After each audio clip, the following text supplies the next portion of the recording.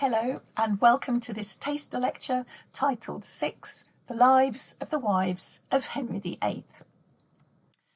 Renaissance prince, tyrant, father, defender of the faith, creator of the Church of England, destroyer of monasticism and Catholicism in England. All of these are words or phrases that have been used to describe Henry VIII, either by his own contemporaries or more recently by historians. While he is perhaps best known for the break with Rome and for his patronage of Holbein, the fact that he had 6 wives is the other thing that most people know about him. Indeed, the familiar rhyme, divorced, beheaded, died, divorced, beheaded, survived, is often used to help remember the order and fate of Henry's wives. And as we can see them here running across, we have Catherine of Aragon, Anne Boleyn, Jane Seymour, Anne of Cleves, Catherine Howard, and Catherine Parr. Now this rhyme is also a key refrain in the very popular and very successful musical Six.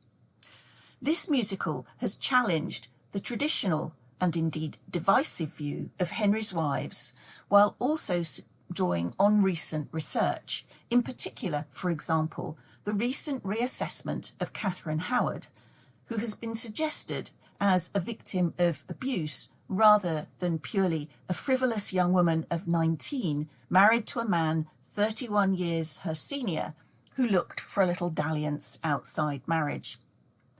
So while the period 1509 to 1547 is usually referred to as the reign of Henry VIII, here we will explore it as a time that 6 distinctive women made their mark on English history through a brief consideration, quite reasonably, of 6 key themes. And these are their activities as queen consort, wife, mother, patron, as a pious individual, and also as regent.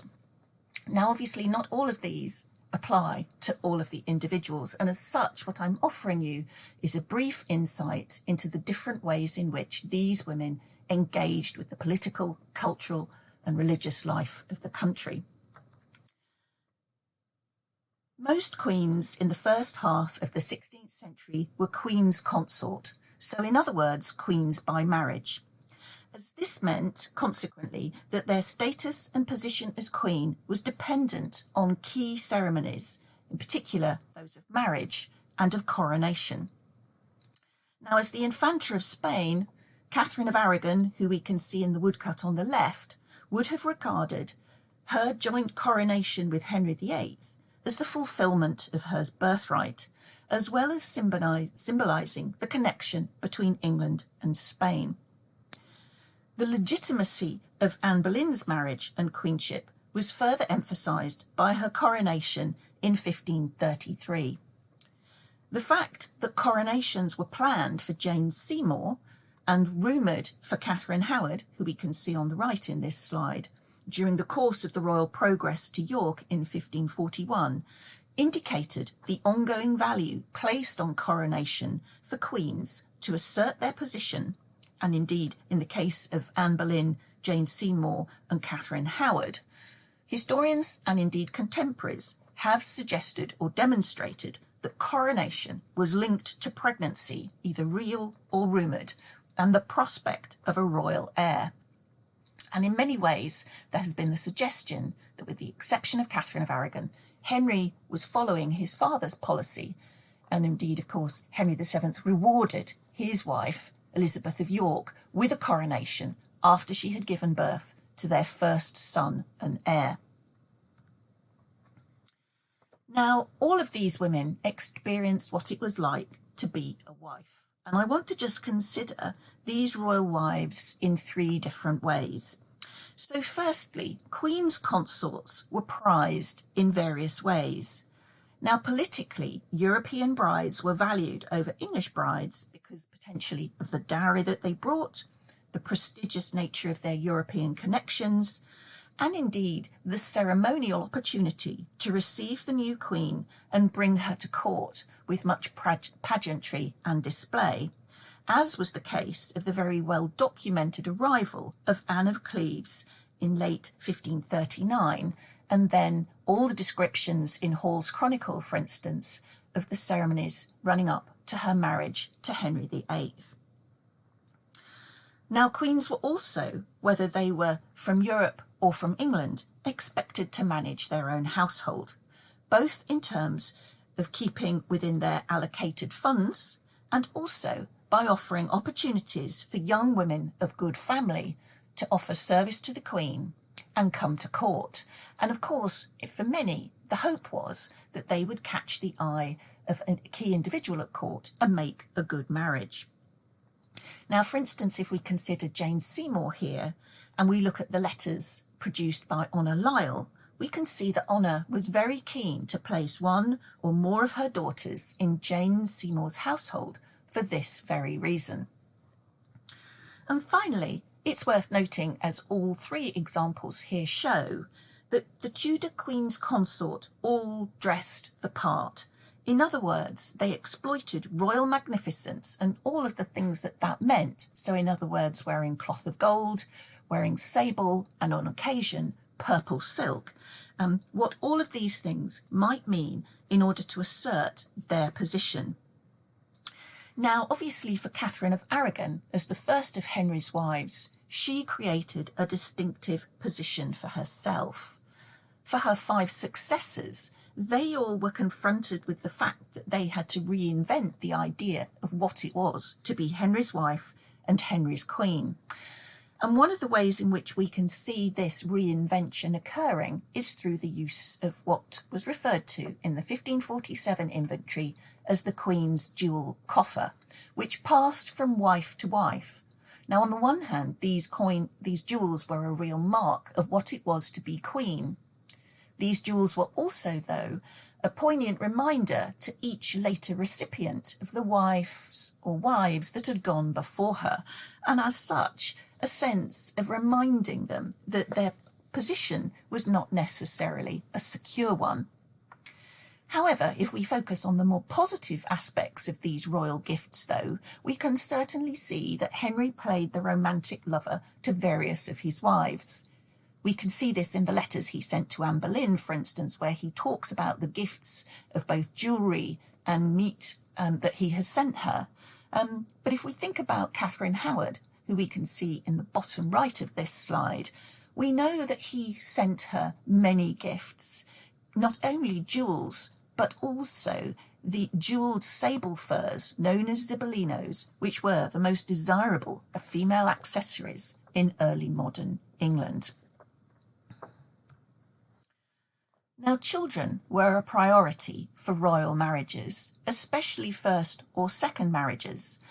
And when wives were brought safely to childbed, then their safe delivery was celebrated with elaborate christenings, laying-in ceremonies, and other celebrations at court. Now, the Westminster Tournament of 1511 celebrated the birth of Henry and Catherine's short-lived son, Prince Henry, and Henry jousted before the Queen as Sir Loyalheart as a demonstration of his love in the most courtly of contexts. However, of course, as we know, Catherine's inability to provide Henry with the son that he wanted ultimately would be one of the reasons he gave for why he sought an annulment to their marriage and also to break with the Church in Rome. Now, in contrast, we can see Jane as both mother and stepmother. First and most importantly, during her short time as Queen, Jane sought to reconcile Henry with his daughters Mary and Elizabeth, so reforming the royal family. But ultimately, of course, it was the son that she bore Henry shortly before her own death, which was going to cement her place in history and certainly as Henry's most favoured wife, and of course the wife that he chooses to be buried with. Now, moving from these traditional aspects of what was seen as important for a queen, it's worth moving on to some other aspects that these 6 Tudor women all exploited with great success. Now, the first of these is patronage. Now, patronage was important for queens, as indeed it was for other elite women, and it could take a variety of different forms. Now, in the case of Anne Boleyn, she has been regarded by many historians as an important patron of reformed clergy and also writers of reformed texts. And it was through her that a number of key individuals were promoted to offices either within the royal household or the church. Alternatively, if we look at Catherine Parr, we can see her using patronage in different ways.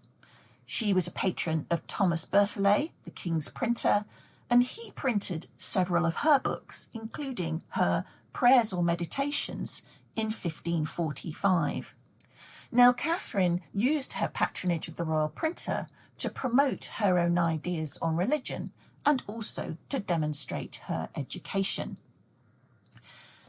What's telling is that as a consequence of these endeavours, Catherine became a published author like her husband, who had published his In Defence of the Seven Sacraments in 1521, and, most importantly, she was the first English queen consort to publish in her own name.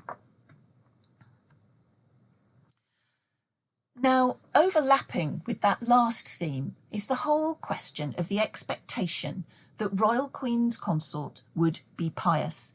Indeed, this was a key expectation of early modern royal women.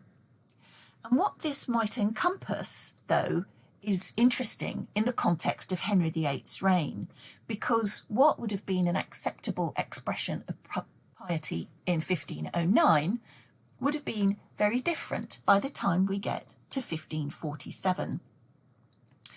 Now, Catherine was a staunch Catholic, and this was evident in terms of her personal faith when she went on pilgrimage to Walsingham, for instance, or when she distributed money and clothing on Maundy Thursday, or indeed in her support and patronage of Catholic writers to promote her view as to why Henry's case for an annulment was invalid.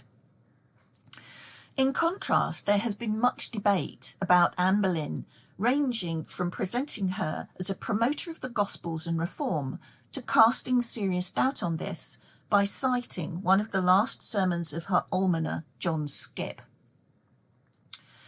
Whichever she was, religion would have always been an important part in her life. And finally, while Catherine Parr undoubtedly supported the Reformed faith, indeed historians are very much in agreement of that, if we consider another of Henry's wives, Jane Seymour, we can see that she was much more traditional in her religious outlook. Indeed, her portrait suggests this to us, because we can see the IHR jewel pinned to the front of her gown, and you can see this just at the bottom of the image. This IHS, or IHR, represents the holy name. And as such, it was an expression of orthodoxy, and indeed prior to her death, she asked for prayers for her soul. Finally, it's worth noting that both Catherine of Aragon and Catherine Parr acted as regent when Henry was in France, leading the royal army in 1513 and 1544 respectively. As their surviving letters demonstrate, both women handled Tudor government very well, engaging either with the chief ministers or the Privy Council as required. Now, in both cases, they were appointed because this was a time of war and the king was absent from the country. And it's telling, for instance, that on the second campaign in 1544, Henry made provision for Catherine to be considering the possibility that she might be Queen Dowager after his death, and more importantly, as a consequence of this, that she might act as regent for Edward. Now, this caused anxieties amongst the Conservatives at court, such as Gardiner, at the prospect of Catherine becoming regent, in particular because, of course, she would undoubtedly have promoted her own views on religious reform. Now, ultimately, as we know, Catherine did not become regent. Indeed, she was written out of such plans by the Lord Protector, but he still would push forward that more ambitious and reforming religious agenda. And finally, it's worth reflecting on what the lives of Henry's wives were like without Henry. And of course, this applies specifically to the two women that we can see on screen here. So Catherine Parr remarried very quickly indeed in an unseemly degree of haste, one might argue, to Thomas Seymour, who she had loved before she married Henry. They married in secret in May 1547 because, as Queen Dowager, the Regency Council would have liked to have controlled who she married, and Seymour would not have been who they would have chosen. However, it is telling that for a woman who had been married 3 times before, and there had never been a child, that in March 1548 she was pregnant with her first and only child. Anne of Cleves offers us a different way of looking at life after Henry. Now, Anne of Cleves was born a Catholic and died a Catholic, and in between she was thought to be a Lutheran, and she engaged with Henry's faith in England. Now, while she was only married to Henry VIII for less than 6 months, during that time, like other of Henry's wives, she befriended his children, in particular Mary and Elizabeth. And during the planning and ceremonies for Mary's entry into London and coronation, Anne of Cleves took a central place, sitting next to Elizabeth. And at the point when she died, she left jewels to both of Henry's daughters, and Mary ensured that Anne of Cleves was buried in a fitting manner in Westminster Abbey.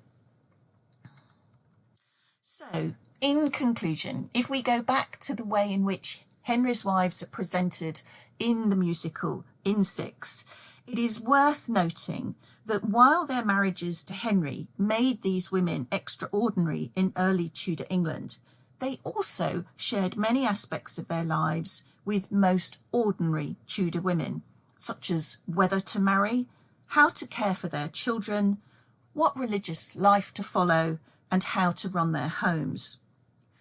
Viewed together, their lives present a very rich overview of the social, religious, cultural, and political opportunities available to the female elite, and indeed to women further down the social hierarchy. If we go back to their portraits, ultimately, at least 4 of these women were at the mercy of the king in terms of how their marriages ended, and indeed, in the case of 2 of them, how their lives ended.